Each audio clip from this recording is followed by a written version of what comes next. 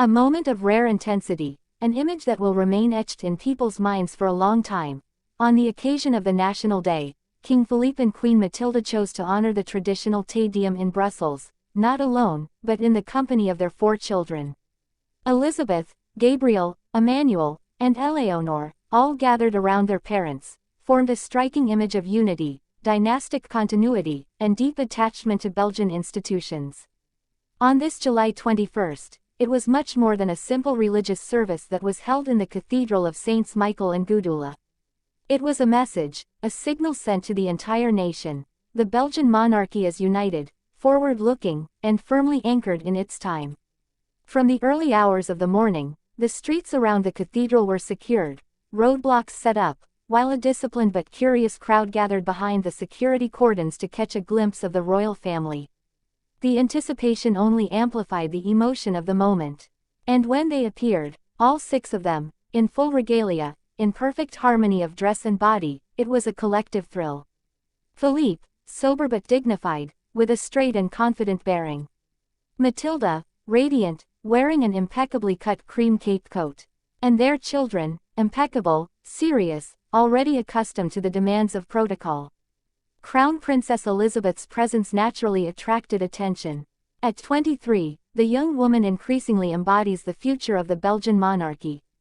Elegant and determined, she displays a newfound confidence, forged by years of military studies, academic training in the United Kingdom, and official appearances alongside her parents. Her understated yet refined attire demonstrated a perfect balance between respect for protocol and modernity. At her side, Prince Gabriël, more discreet but now an adult, seemed intent on fulfilling his role. Emmanuel and Éléonore, the 2 youngest, also shone with their seriousness and poise. They are growing up quickly, and this joint public appearance is a significant step in their gradual introduction to royal life. The Te Deum itself, solemn and punctuated by intense musical moments and fervent prayers, was celebrated in a reverent atmosphere.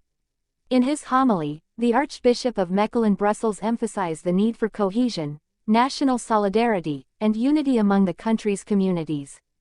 These words are weighty at a time when Belgium continues to face linguistic, political, and economic tensions. The royal presence, through its constancy and neutrality, represented a silent but powerful response to these divisions. But beyond the liturgy, it was the image projected that fascinated observers, the media, and citizens alike. That of a united royal family, steeped in tradition while embodying modernity, resolutely focused on its people. By appearing in full force at this emblematic event, the sovereigns wanted to remind us that the monarchy is not just about ceremonial appearances. It is a moral pillar, a living symbol of stability and balance. Belgian political analysts were not mistaken. For many, this image of Philippe and Mathilde surrounded by their descendants is one of the most powerful of the current reign. It establishes a sense of continuity for the monarchy, reinforces the crown princess's visibility, and sets the stage for a smooth, controlled transition in a future that is still distant but already planned. Each child's demeanor was analyzed and commented on. Gabriel's calm, Élisabeth's attentive gaze, Éléonore's grace, Emmanuel's restraint.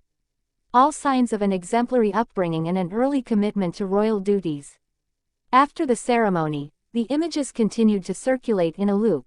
The exit from the cathedral, the greetings, the smiles, the exchanged glances. The gestures are sober, measured, but weighty with meaning. The king and queen briefly address a few officials, while their children bow respectfully. No words too many, no exuberance. Everything is in the symbol, in the bearing, in the luminous gravity of this moment. Social media was quick to react. Thousands of Belgians shared their pride, admiration, and attachment to this royal family, which, far from scandals, seems to embody precious stability in an increasingly uncertain world. Comparisons with other European monarchies also flourished.